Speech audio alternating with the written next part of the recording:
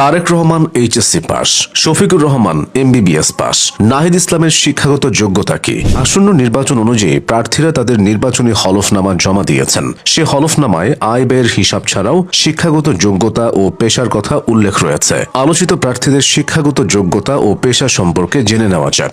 হলফনামা অনুযায়ী এনসিপি নেতা সারোয়ার তুষারের শিক্ষাগত যোগ্যতা উচ্চ মাধ্যমিক, অর্থাৎ তিনি এইচএসসি পাস। তুষার পেশায় লেখক ও গবেষক। হলফনামা অনুযায়ী লেখক হওয়ার আগে সারোয়ার তুষার গবেষক হিসেবে কর্মরত ছিলেন। তবে তিনি কোথায় গবেষক হিসেবে কাজ করেছেন সে বিষয়ে নির্দিষ্ট কোনো প্রতিষ্ঠানের নাম উল্লেখ করেননি। তার কোনো স্থাবর কিংবা অস্থাবর সম্পত্তি নেই। লেখালেখির মাধ্যমে বছরে তার আয় 3,40,000 টাকা। এদিকে নিজের পেশা হিসেবে রাজনীতি উল্লেখ করেছেন তারেক রহমান। তার স্ত্রী জুবাইদা রহমান পেশায় একজন চিকিৎসক, মেয়ে জাইমা জারনাজ রহমান ছাত্রী। হলফনামা অনুযায়ী তারেক রহমানের শিক্ষাগত যোগ্যতা তিনি উচ্চ মাধ্যমিক পাস, অর্থাৎ তিনি এইচএসসি পাস।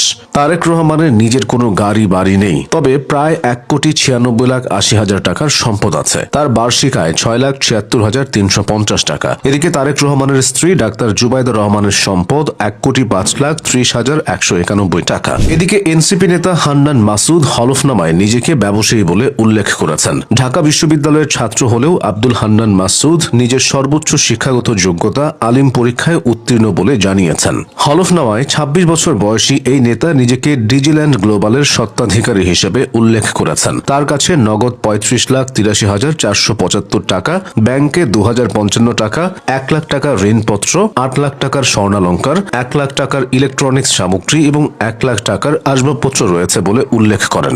নির্বাচনী হলফনামা জমা দিয়েছেন এনসিপির আরেক তরুণ নেতা সার্জিস আলম। তার শিক্ষাগত যোগ্যতা হিসেবে তিনি স্নাতকোত্তর বা মাস্টার্স ডিগ্রির কথা উল্লেখ করেছেন। হলফনামার তথ্যে উঠে এসেছে তার নামে কোনো বাড়ি, গাড়ি বা ভবন নেই। পেশা হিসেবে ব্যবসার কথা তুলে ধরা হয়েছে। হলফনামা অনুযায়ী সার্জিস আলমের হাতে নগদ অর্থ রয়েছে 3,11,128 টাকা। কুমিল্লা 4 দেবিদ্বার আসনে এনসিপি দক্ষিণাঞ্চলের মুখ্য সংগঠক হাসনাত আব্দুল্লাহ তার নির্বাচনী হলফনামায় নিজের আর্থিক অবস্থার পূর্ণাঙ্গ বিবরণ দিয়েছেন। তার ব্যাংকে 26 লাখ টাকার সোনা ও নগদ 13.5 লাখ টাকা রয়েছে। তিনি পেশা হিসেবে ব্যবসা উল্লেখ করেছেন। হাসনাত আব্দুল্লাহর শিক্ষাগত যোগ্যতা ঢাকা বিশ্ববিদ্যালয় থেকে স্নাতকোত্তর ডিগ্রি। হলফনামা অনুযায়ী বিএনপি মহাসচিব মির্জা ফখরুল ইসলাম আলমগীরের শিক্ষাগত যোগ্যতা স্নাতকোত্তর।